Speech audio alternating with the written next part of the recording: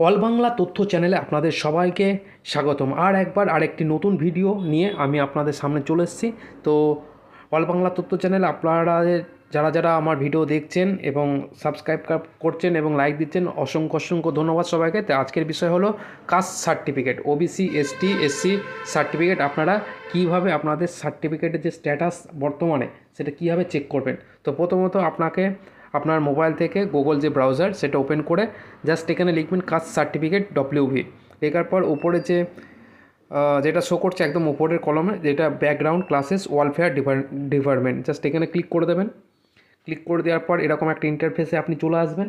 এরকম ইন্টারফেসে চলে আসার পর আপনাকে কিচ্ছু করতে হবে না, জাস্ট এরকম রাইট কর্নারে চলে আসবেন।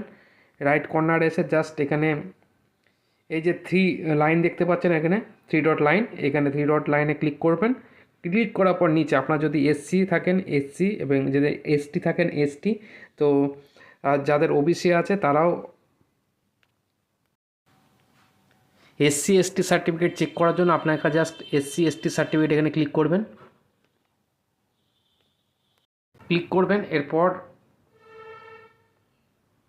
এরপর আপনাকে কি করতে হবে, আমি একটু জুম করে নিই। জুম করার পর আপনারা জাস্ট দেখতে পাচ্ছেন এখানে চেক সার্টিফিকেট এখানে ক্লিক করবেন।